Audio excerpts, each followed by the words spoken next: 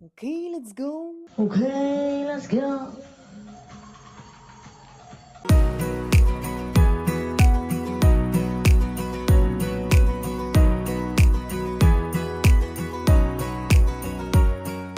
Bonjour à tous, vous êtes sur la chaîne de Barocanit, je suis Laurane avec un seul N. Je suis accompagnée de Madeleine, mon petit cocker qui est en train de nous faire un quart d'heure philo face à la fenêtre. Et puis bah non, du coup, voilà, mais qui est toujours présente lors des vidéos. Alors, il y a des choses qui méritent d'être dites, je pense, et d'être racontées, parce que j'ai galéré, en fait, à tourner ce podcast. Ça fait, je sais pas, peut-être 3 week-ends que j'essaye de le faire et je n'y arrive pas. Ce qui se passe, en fait, c'est que non seulement les 2 précédents, enfin pas ce week-end-là, mais les 2 autres d'avant, enfin oui, j'ai pas précisé, aujourd'hui on est le 28 avril. Voilà, c'est ça, on est le 28 avril. Et donc les 2 week-ends qui ont précédé celui-là, j'essayais de poster, enfin j'essayais de tourner du moins, et en fait, au niveau de ma santé en ce moment, c'est très difficile, au niveau des douleurs surtout, et puis bah, en conséquence de la fatigue assez forte aussi. Et en fait, bah, dès que je voulais tourner, je voyais plus que j'avais besoin de dormir et de me reposer plutôt que de faire un podcast. Donc les 2 week-ends, j'ai pas pu tourner, sachant que je préfère tourner les week-ends tout simplement parce que Henri est à sa boutique le vendredi, samedi, dimanche. Du coup, moi, ça me permet d'être un petit peu plus à l'aise pour tourner des vidéos. Parce que je ne suis pas encore à l'aise avec l'idée de parler à une caméra. En fait, je n'arrive à le faire que devant Madeleine, qui, bien qu'elle me juge beaucoup parce que c'est un cocker, au moins elle ne parle pas. Donc voilà, j'arrive à faire avec, quoi. Et là, bon, bah, Henri n'étant pas encore rentré, bien que nous sommes en semaine, j'en profite pour tourner aujourd'hui. Ça va à peu près. Donc, on va pouvoir se parler et parler tricot. J'ai plein de choses à vous raconter, autant de galères que de choses bien. Parce qu'en fait, malheureusement, rien ne s'est vraiment passé comme prévu. Enfin, comme beaucoup en fait de choses en général dans mes vidéos, vous savez à quoi vous attendre, l'adversité, tout ça, tout ça. Bien. Alors, je porte pour commencer mon Alpine Bloom de Kathleen Hunter, petit top d'été que je mets avec grand plaisir en ce moment, tout simplement parce que il fait bien, il fait très bon. Je vais pas dire il fait très chaud, mais je trouve qu'il fait suffisamment bon et chaud dehors pour pouvoir mettre des tops d'été. Et c'est trop cool. C'est trop cool. Oh, elle est trop mignonne, elle a sa petite. Elle est trop mignonne. Pardon. Du coup, et donc, je suis très contente de porter des tops d'été. Et aujourd'hui, j'ai pu ressortir la Pin Bloom de Kathleen Hunter que j'ai tricoté dans les laines de un fil de laine. Je crois. Je crois que c'est ça. Il me semble que c'est un fil de laine. Bien, on va passer tout de suite aux ouvrages terminés. Je vais commencer en fait directement avec un pull que vous avez vu récemment sur Instagram, et puis je vous en ai aussi parlé lors des les derniers podcasts qui sont sortis dernièrement. Il s'agit du pull Tin de je ne sais toujours pas comment ça se prononce en fait. Comme je vous l'ai dit et comme vous l'avez compris la dernière fois, moi ça me fait penser à Nupes en fait. Donc je vais pas remettre la blague. On va laisser Raphaël Glucksmann tranquille. En fait, je sais pas comment ça se prononce, si c'est Nupu Nupu ou Nupu Nupu, Nupu Nupu, donc on sait pas. Bref, donc c'est le pull Tin, voilà. Très très beau pull à rayures que vous avez vu sur Instagram parce que je l'ai posté, terminé et porté. Voici le dos, donc il est plié, donc c'est pour ça qu'il était un petit peu, sur. En fait, il était plié sur la table parce que comme je le disais déjà, j'ai voulu filmer il y a quelques jours encore, et mon téléphone en fait n'avait plus de place de stockage alors que je paye un abonnement pour mettre des photos sur iCloud là. Et en fait, ce qui prenait de la place, c'était les données système. Donc j'ai dû tout effacer, enfin j'ai dû réinitialiser le téléphone. C'est vraiment une aparté complètement nulle, hein. Franchement, vous avez vraiment, je ne vous en veux absolument pas si vous vous cassez à ce moment-là. J'ai donc réinitialisé mon téléphone pour effacer les données système. et pouvoir ensuite refilmer. Et je me suis dit, bon, bah, c'est pas grave, au pire, j'ai fait une première partie du podcast le dimanche, c'est pas grave, ça a coupé, je vais refaire la deuxième partie aujourd'hui ou un autre jour, peu importe. Et en fait, je n'ai même pas pu reprendre l'autre moitié du podcast parce que la première partie du podcast a été effacée, mais par contre, j'ai toute la fin. Enfin, jusqu'au moment où ça a coupé, en fait. Et j'étais super dégoûtée parce que, en fait, dans dans le premier podcast que j'ai tourné, il y a un moment où Madeleine, elle est allée dans la chambre et elle a été voler une des culottes, enfin une de mes culottes dans l'armoire. Et en fait, elle est passée comme ça et on l'entend courir avec le slip dans la gueule. Et après, je l'ai filmée dans la cour parce qu'elle avait ramené le slip dans la cour. Et je me suis rendu compte à ce moment-là qu'elle n'avait pas ramené qu'une culotte, mais aussi des chaussettes. Et c'était assez drôle. Et malheureusement, cette séquence est partie dans les abîmes des données, je ne sais pas. Voilà. Bref, donc mon pull Teen que je vous avais présenté, et puis en fait, bah, vu que j'ai plus de stockage, eh bien, c'est parti, c'est pareil, ça a fait partie de d'un ouvrage qui n'a pas pu être montré dans le podcast précédent. Et, enfin, pour la séquence précédente, je vais y arriver. Voici ce très joli pull à rayures que je suis très contente d'avoir terminé, que j'ai tricoté donc avec les laines de Margot, avec le coloris Que des cœurs et le coloris Pépite, qui est forcément celui-ci, avec voilà, donc c'est sur une base de non-teint, et en fait, tout le travail de speckle, c'est ce qui donne la caractéristique du coloris. On a des speckles qui sont marrons, il y a même un petit peu de bleu parfois. Je vais essayer de trouver un endroit, ouais, hop, juste ici, là, vous voyez, c'est gris-bleu. Alors, j'ai pas de... Voilà, vous voyez, gris-bleu à peu près. Et donc, il y a du beige, il y a du marron. Ouais, c'est très joliment diffusé, ces speckles-là, donc j'aime beaucoup. Et apparemment, c'est un coloris qui est très, très bien vendu sur la boutique d'Hélène de Margot et qui est très plébiscité. Plébiscité, pardon. Le Que des cœurs aussi, il me semble d'ailleurs. Voilà, donc j'ai décidé de faire ce petit combo-là que je trouve très très punch et super joli. En plus, là, c'est la saison parfaite pour porter des pulls en fingering. Le matin, il fait super froid. Le soir, ben, je sais pas si on prend l'apéro dehors ou un truc comme ça, c'est toujours agréable d'avoir un petit pull en fingering sur soi. C'est vraiment la saison parfaite, donc je suis parfaitement contente de l'avoir terminé pour le porter là dès maintenant pendant cette saison.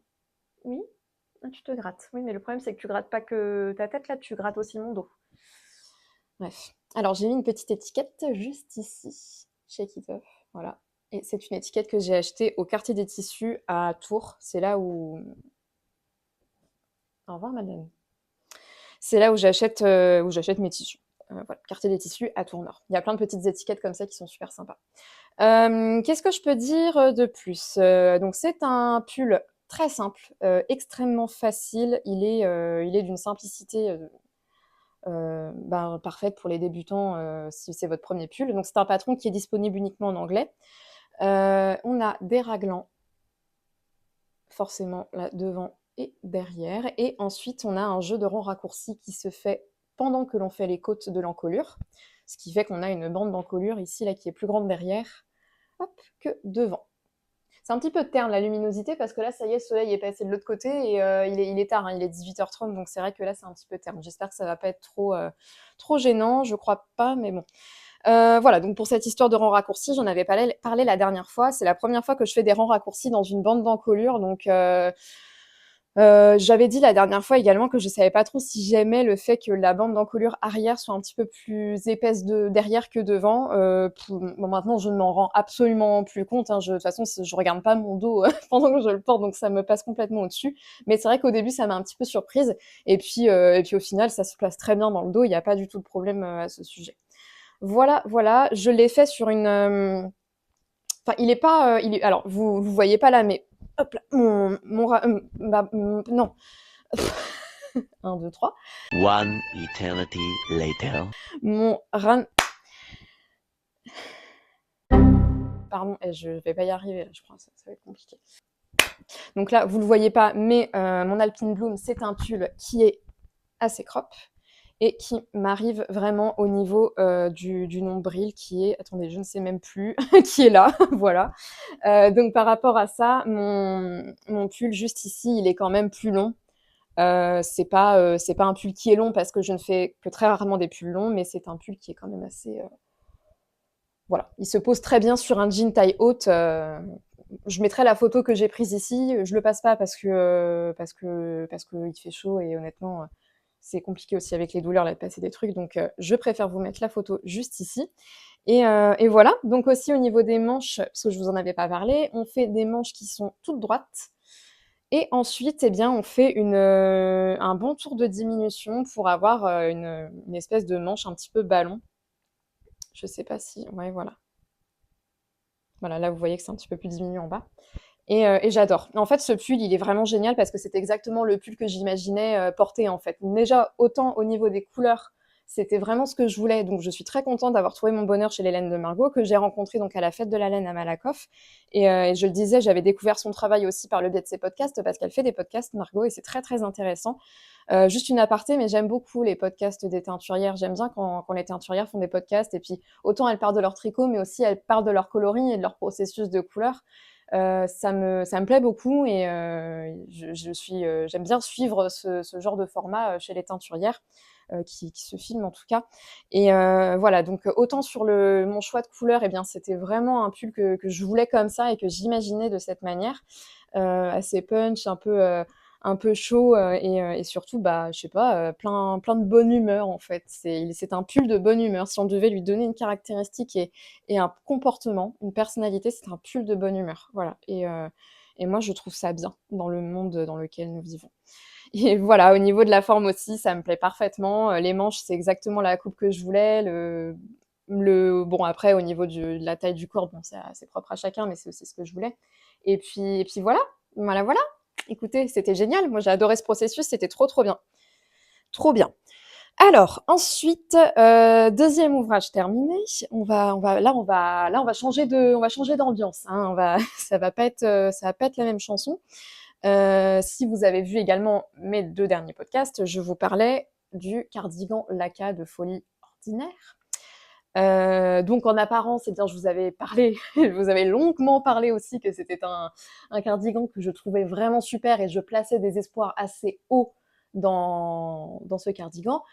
Juste gros disclaimer, en fait, ce n'est pas un problème de la designeuse ni du patron. Le patron est très bien écrit, la designeuse a fait un travail formidable. C'est ni de ma faute non plus, excusez-moi, je veux bien être responsable de plein de choses, mais pas de ça. Donc c'est pas de ma faute non plus. Et ce que je vais vous dire, eh ben, vous allez vite comprendre. Alors, on dirait pas comme ça. En fait, c'est quelqu'un qui cache son jeu. Lui, ce cardigan-là en particulier, il est assez.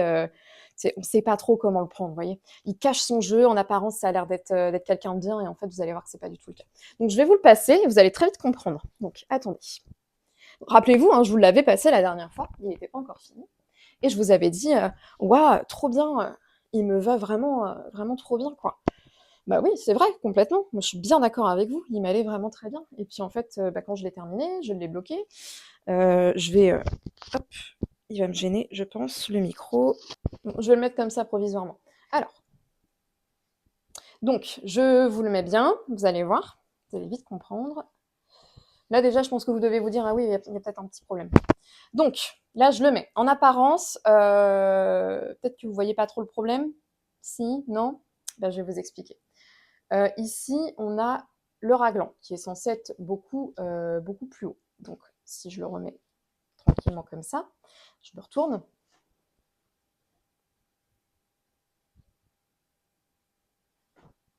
C'est quoi cette encolure là? Qu'est-ce que c'est que ce...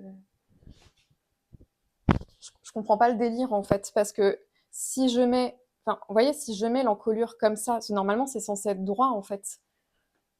Donc là, c'est bon, l'encolure est bien placée, mais on est d'accord que là, enfin, ici, ça dégueule complètement, quoi. Enfin, ça va pas. Mais puis là, même aussi, c'est pareil, ça tient pas. Enfin, je sais pas ce qui s'est passé. Et en fait, tout ça, c'est le blocage. Et là, vous voyez, ici, là, le motif de l'épaule qui est censé vraiment être comme ça, qui est censé... Bah, attendez, je vais carrément enlever le micro, parce que ça me gêne. Hop. C'est censé prendre la forme de l'épaule, mais regardez l'encolure. Enfin, il y a un problème, là. Donc, ben, si je veux que l'encolure soit bien placée, ben, en fait, tout tombe. et je suis super déçue. Enfin, voilà. Je sais pas quoi vous dire, en fait. Je suis très, très déçue. Et ça, c'est vraiment au blocage que ça s'est révélé parce que j'ai essayé j'ai essayé le gilet avant de le bloquer. Ça allait très bien. L'encolure aussi, elle se plaçait très bien. Et puis, je sais pas ce qui s'est passé au blocage. Pourtant, j'ai tout bien épinglé. Enfin, j'ai pas trop tiré non plus pour déformer le tricot parce que j'avais pas spécialement besoin que ça soit tiré. Donc je l'ai placé. J'ai épinglé les zones stratégiques où il fallait quand même que ça soit assez bien mis en forme. Mais voilà, je me suis retrouvée avec ça et puis surtout avec un gilet qui s'est complètement ben, encore ça c'est pas gênant au niveau de la manche, mais c'était pas comme ça avant. Alors j'en vois plein là des gens qui vont dire oui, mais t'avais qu'à faire un échantillon. Bah oui, j'en ai fait un échantillon, mais effectivement je ne l'ai pas bloqué. Il m'a fallu bloquer. Bah non. Enfin, qui pouvait prévoir ça? Parce que là, ce qui s'est passé, de, c'est pas un problème d'échantillon valide ou pas valide. Il y a peut-être de ça, j'en sais rien. J'en sais rien. Mais ce que je veux dire, c'est que si j'avais bloqué l'échantillon, admettons, je suis pas sûre que ça se serait agrandi et déformé comme ça. Là, en fait, je pense que c'est le poids du tricot qui a fait que au blocage, il s'est évanoui sur lui-même, quoi. Enfin, et donc ça s'est complètement déformé. Quand bien même je bloque les vêtements à plat et non pas sur un cintre, évidemment, je suis pas abrutie, quoi. Du coup, ouais, non, enfin, je suis hyper énervée. Franchement, je suis trop énervée. J'ai pas envie de me prendre des réflexions avec ça. J'ai pas envie qu'on vienne me dire, ah ouais, L'échantillon, hein, si tu le fais pas de A à Z, ça sert à rien. bah oui, mais c'est un problème de poids de tricot. Et j'en ai parlé à Julie et Alice, à qui j'ai envoyé le gilet. Elles m'ont dit, bah oui, enfin, t'aurais fait ça, t'aurais bloqué l'échantillon, enfin, l'avait bloqué l'échantillon. On n'aurait pas pu se rendre compte de la réaction du fil. Enfin, vous voyez, en plus, vous voyez, il se barre tout seul. Voilà, je fais ça. Allez, hop, c'est bon. Vie de merde, là. Bref. En fait, bah, ce qui se passe, c'est que je peux pas le porter. Voilà, donc je ne peux pas le porter. En plus, c'est bien dommage parce que regardez, j'avais choisi des très jolis boutons. Voilà, j'étais très contente de mes boutons, ils sont très jolis. Mais en fait, si je le porte, comme je vous l'ai montré, même si je tire absolument le col pour que ça épouse mon cou derrière, mais devant, c'est moche en fait, c'est pas du tout saillant. Je vais pas épiloguer trois plombes là-dessus, mais franchement, je suis dégoûtée quoi. Je suis vraiment dégoûtée. Et en fait, j'avais mis, juste pour rappeler vite fait, j'avais utilisé deux fils de fingering pour faire donc de la déca. Mon échantillon était correct et il me semble même d'ailleurs que j'avais changé de taille d'aiguille pour correspondre. Et puis donc j'ai ici, vous voyez, ça fait un rendu assez chiné. On a allé voir le renard de Squirrel Yarns et on a celui qui est plus clair là, on a Merino 2000, Merino 200, je sais plus, de Lang Yarns. Et voilà, ça donnait ce côté chiné qui était vraiment, qui est très joli, hein, on va pas se mentir là-dessus. Il est toujours très joli, mais moi je porte pas, je peux pas porter ça. C'est pas confortable, c'est pas beau. On dirait que j'ai chialé pour l'avoir. Et bah non, non, désolée. Donc je suis dégoûtée. Voilà, je suis dégoûtée. Donc ça, c'était encore une fois de plus une épreuve de l'adversité. Sauf que là, j'ai un peu quand même les boules là, parce que après tout, qu'est-ce que c'est que des centaines d'euros dépensés dans un pull, enfin dans un gilet où t'as mis, je sais pas, peut-être 50 heures à faire de ta vie. On a beau aimer tricoter, on aime bien aussi porter ce qu'on fait. Voilà. Et là, en l'occurrence, c'est pas possible. Et personne ne peut le porter, en fait. Je peux même pas le filer à quelqu'un. Parce qu'à la limite, moi, ça m'est déjà arrivé de foirer des tricots, mais je les file à des gens et c'est pas grave. Mais là, je peux pas, donc ça sert à rien. Et je les détricoterai pas, hein. Je récupère, non, je veux plus, hein. C'est fini, c'est fini. Bref, écoutez, c'était donc la mésaventure de ce fameux cardigan laca. Je termine du cardigan laca parce que c'est bon, on va arrêter d'en parler et on va essayer de se concentrer sur les choses positives qui vont arriver bientôt, notamment une nouvelle collaboration de laine avec Mélanie Soeli Laine que je vais vous parler après. Voyez, on essaye d'avancer malgré l'adversité, hein. Voilà, il faut avancer.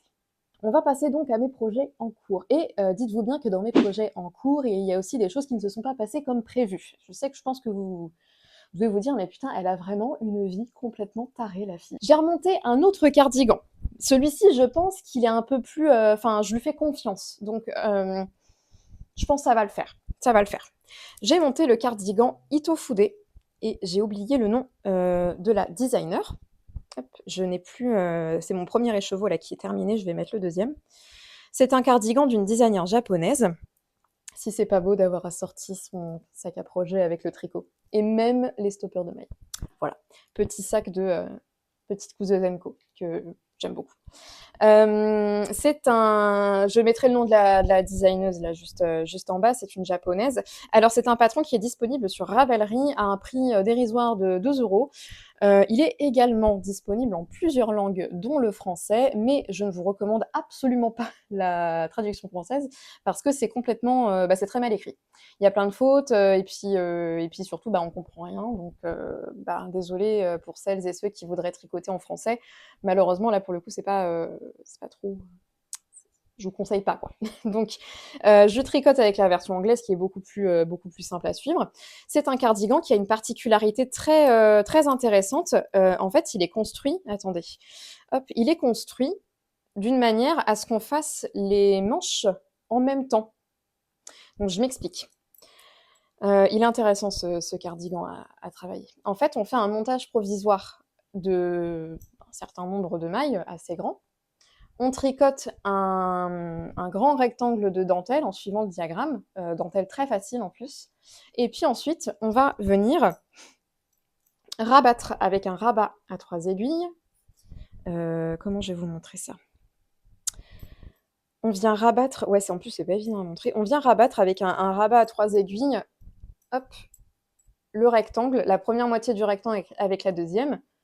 On rabat avec les 3 aiguilles et puis ensuite on continue à tricoter normalement.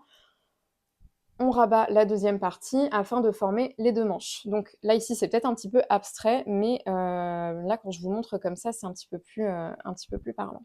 Voilà. Et ici en fait on a le col, comme ça. L'encolure qui est ici et là on a le comment ça s'appelle, la ceinture, enfin pas la ceinture mais la taille. Et on continue, là moi je continue les demi devant et le dos en même temps. Donc c'est un cardigan qui a une construction très particulière. Et c'est intéressant parce que ça change des cardigans où on fait, je sais pas, des raglans, qu'on tricote en aller-retour tout simplement, et puis on forme les épaules devant et dos, pardon. Et alors que là, on est quand même assez maintenu tout le long par cette, en tout cas pour moi, par cette nouveauté de faire une technique particulière pour construire un cardigan. Donc ici le montage provisoire au crochet et ensuite le rabat à 3 aiguilles pour former des manches. Voilà, ça donne un rythme de tricot assez intéressant et surtout, on le voit pas passer. Donc, je peux pas le passer parce que mon câble n'est pas assez grand, mais en gros, si ça peut vous donner une idée, voilà ce que... Attendez, hop. Voilà ce que ça donnerait en fait, vous voyez. Bon, après, de toute façon, il faudra qu'il se replace de manière à ce que ça soit mieux. Ouais, voilà, comme ça, à peu près. Et en fait, ce qui va se passer, c'est que les demi-devants, ils seront un petit peu plus hauts que le dos. Voilà, je vous mets une photo du patron ici, et vous allez voir, il est vraiment très très chouette le patron. Même porté, fini, il est super joli. Et voilà, donc les demi-devants seront un petit peu plus courts devant que derrière. Là, j'en suis, comme je le disais, au dos et au demi-devant. Donc, on a tout qui est délimité ici. Là j'ai les demi-devants, j'ai le dos, et ici, l'autre demi-devant. Et j'arrive au moment où, en fait, il y a une mouche là qui vole, c'est insupportable. On arrive à un moment où je vais devoir augmenter les demi-devants pour que ça fasse cette espèce d'évasion de maille, pour que ça fasse le devant plus haut que le dos. Voilà, si je m'explique mieux. Donc c'est un gilet que je tricote avec les laines de Bulbe Bizarre de Pauline et c'est le coloris mer sombre sur lequel j'ai vraiment vraiment flashé. Il est magnifique, c'est un bleu chamarré qui est très très beau avec plein de nuances différentes. On a même des nuances de violet légèrement, il y a un voile de violet parfois, là vous voyez ici. Voilà, et il est magnifique. Donc ça c'est sa collection La Reine des Neiges qui n'est pas plus disponible pour l'instant. Je ne sais pas si elle en refera, mais en tout cas c'était la vente de cet hiver. Et c'est super. Et en fait, quand j'ai commandé cette laine, j'avais vraiment déjà dans l'idée de faire ce cardigan-là. Je voulais le faire depuis un petit moment. Tout simplement parce qu'en fait, ça me plaisait de faire un petit côté veste en jean. Je sais pas si vous voyez un peu le délire, mais Bon là, ça fait bout de jean quoi, hein, c'est vraiment le truc à fond. Mais ce petit côté veste en jean qu'on peut porter quand, je sais pas, le soir ou l'été avec un top à bretelles, enfin voilà, quelque chose de ce style-là. J'aime beaucoup, beaucoup. Voilà, on passe, tiens, hop, je vais prendre celui-ci. On passe au prochain projet. Vous l'avez vu également la dernière fois. Alors, il s'agit du col que je tricote avec l'aine de Crystal Elka. Je vous en parle plusieurs fois déjà. L'aine pérégrine. Et c'est un col que je réalise avec les jacquards de Pacific Knit Co, dont j'ai pris le livre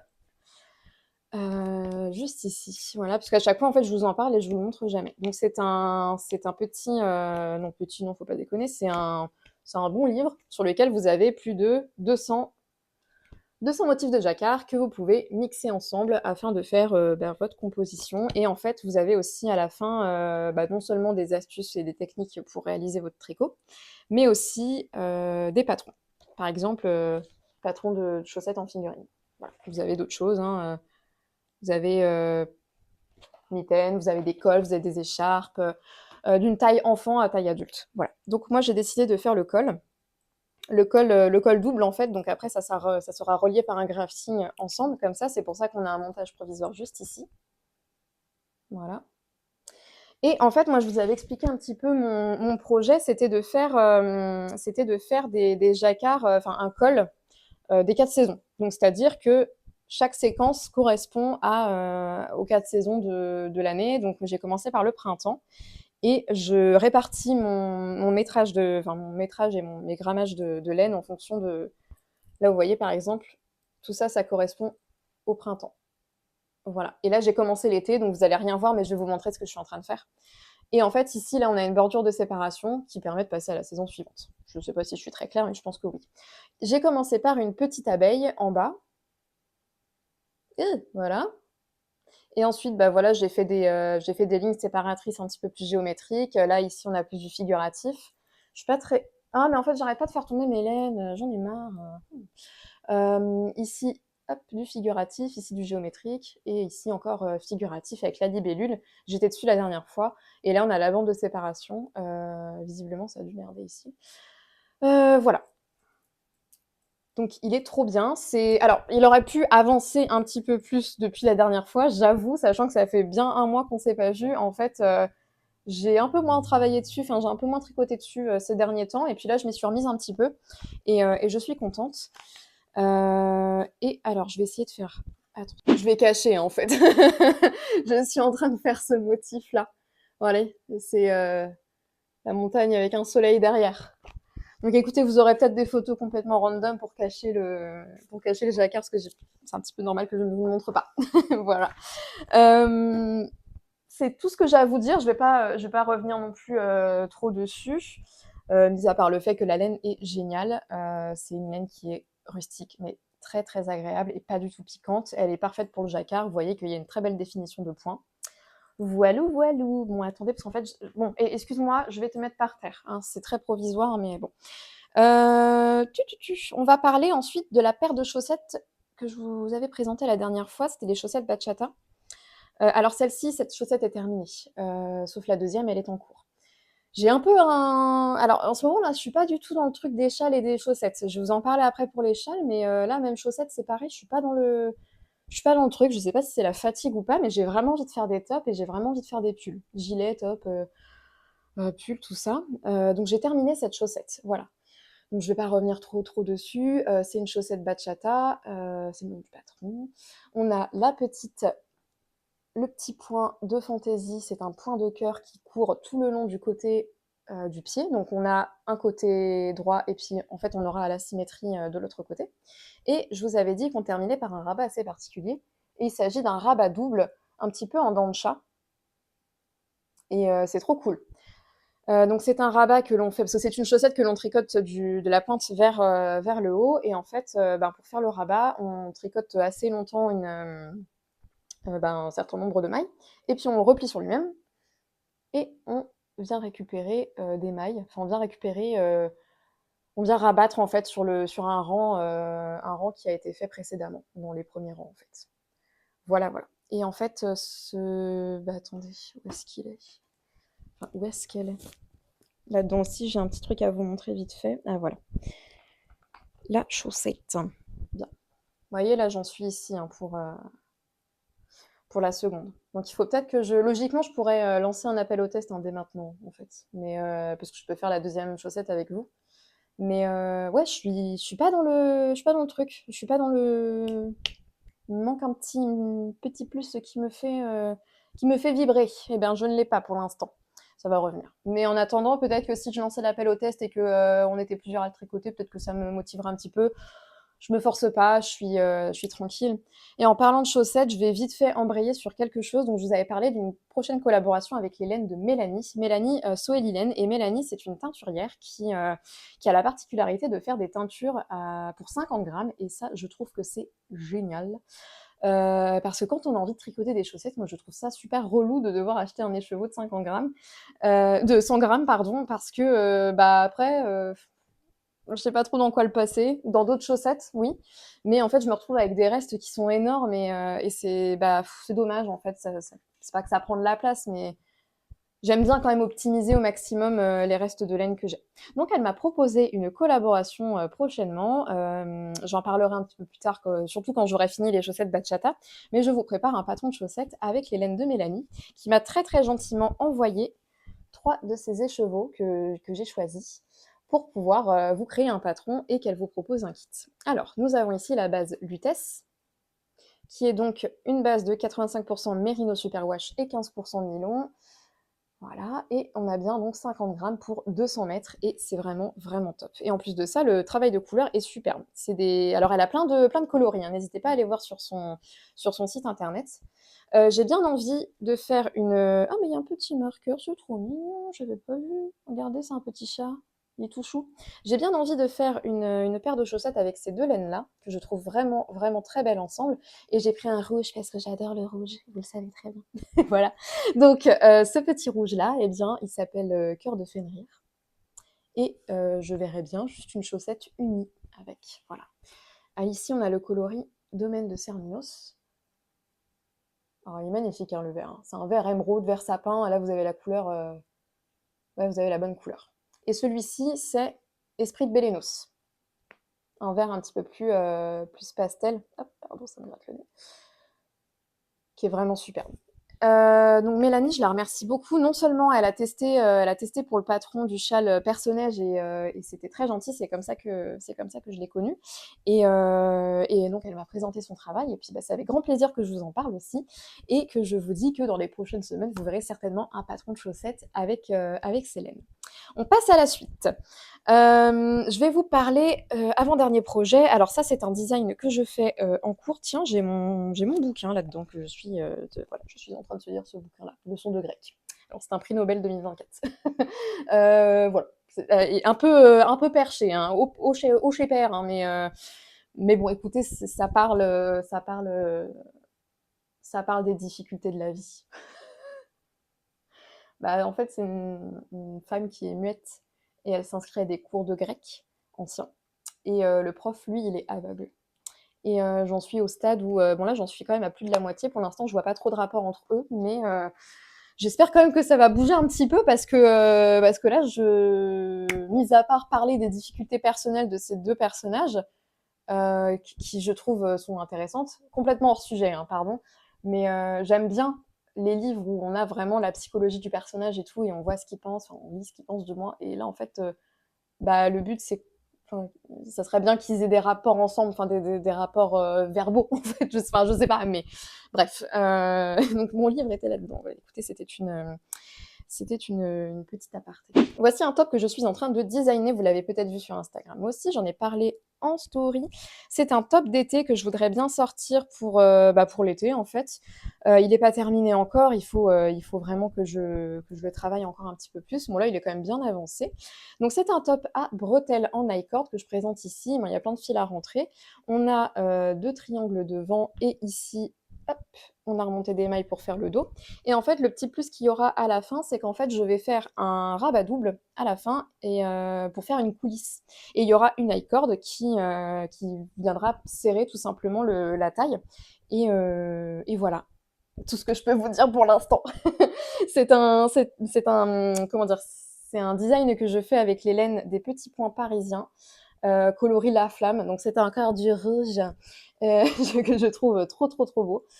Un petit poil de madeleine qui ne fait pas du tout partie de la laine. Mais voilà, il est magnifique. La Flamme. Alors, c'est mon premier design de vêtements, donc il y a un petit peu une effervescence hein, à faire ça. C'est top. Et sans mauvais jeu de mots avec ce top d'été. Excusez-moi, c'est vraiment pas du tout drôle. C'est une première pour moi dans le design de vêtements, donc je suis très contente et j'ai très hâte de voir aussi le rendu. Comment est-ce que ça va amener les choses.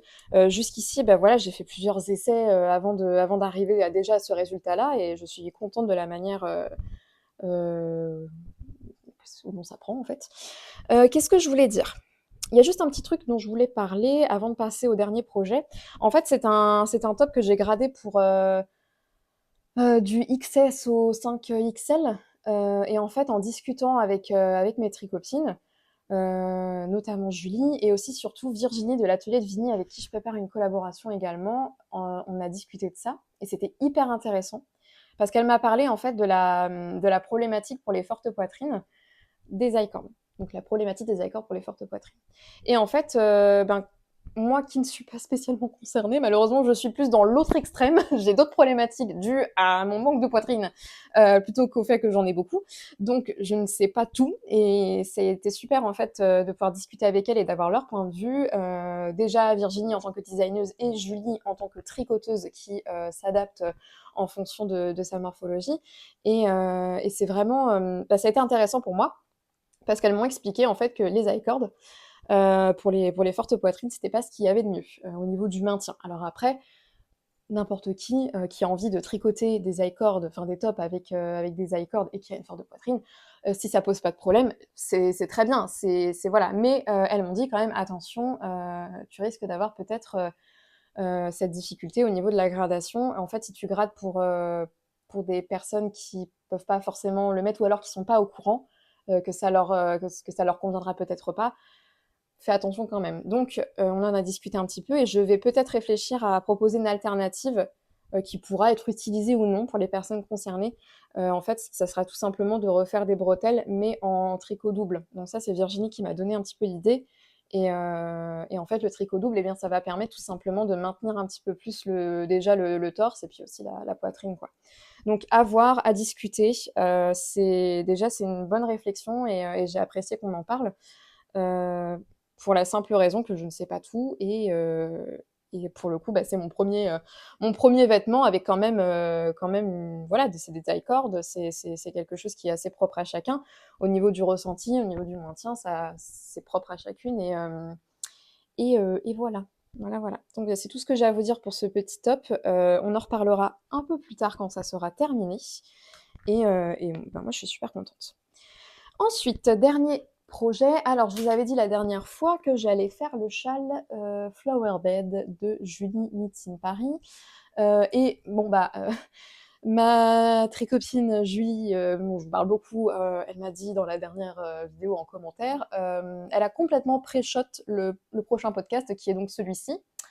Mes déboires avec le Flower Bed Flower Bed de Julie Meets in Paris.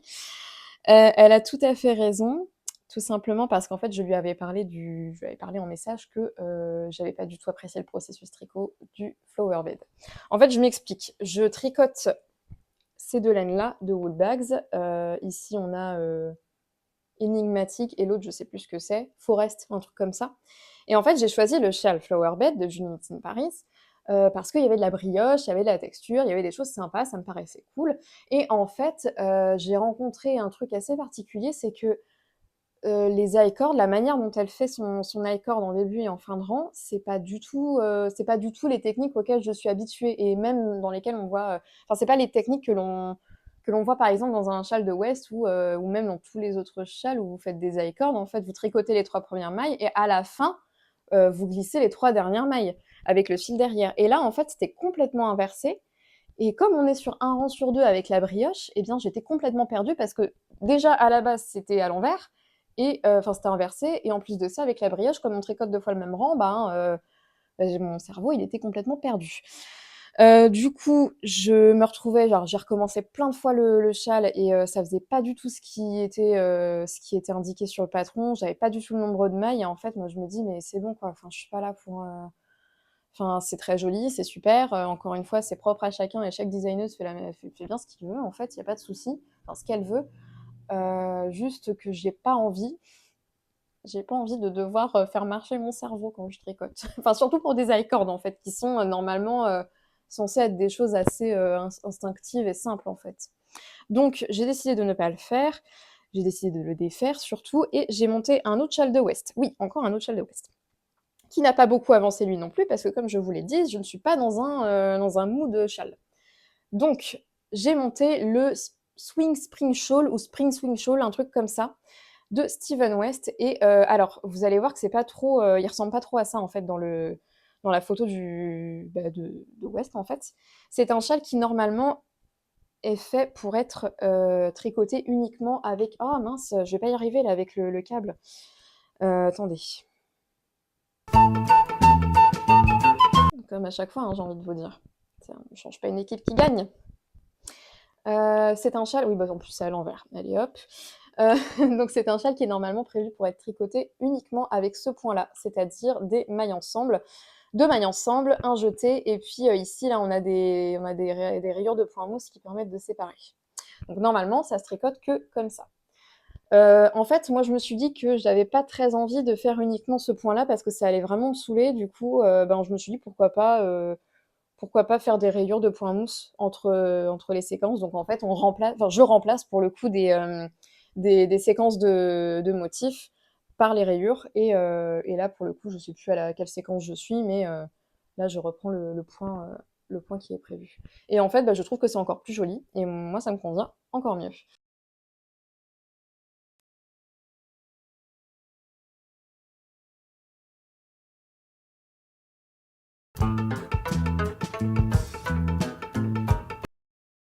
Le micro. Merde. Mais c'est une blague. Mais il est pas chargé, l'autre aussi. Ah putain, c'est relou. J'en ai marre. Bon, de toute façon, on va terminer la vidéo hein, avec un micro qui marche plus. Enfin, qui n'est plus chargé du coup. Et les 2 micros, visiblement, ne sont plus chargés. Bref, alors je vous ai dit que j'étais beaucoup plus ravie de ces techniques-là, enfin de ce rendu-là au niveau du processus tricot. Pourtant, ça ne m'a pas spécialement motivée à le continuer, parce que ça fait un petit moment qu'il est sur mes aiguilles aussi, et pour le temps que je le tricote, il n'a pas beaucoup avancé. Donc c'est pas grave, je vais m'y remettre quand j'en aurai envie. En tout cas, là comme ça me plaît beaucoup de la manière dont il est. Voilà, voilà. Au niveau des coloris de laine, je vous l'avais dit, donc on a énigmatique et forest. Et j'ai bien raison, je vous ai tout à fait dit les choses. Donc ce sont des laines qui ont été teintes par Wool Saveki.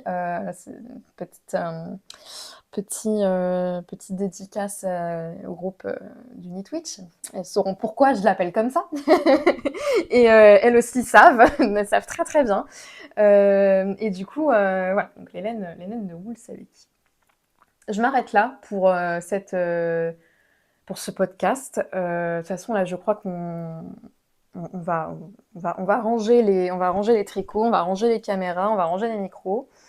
Je vous ai dit pas mal de choses. Je termine cette vidéo. C'était assez... Enfin, je sais pas trop si c'était court ou pas. Toujours aussi décousu, ça c'est une certitude. J'espère qu'en tout cas ça vous a plu. Madeleine n'est plus derrière moi, mais elle est sur le canapé juste en face. Elle dort. Je vous souhaite à toutes et à tous un très bon tricot, un très bon mois de mai. Et on va se revoir dans le courant du mois de mai, hein, certainement. Je vous souhaite une belle semaine et à très bientôt. Salut!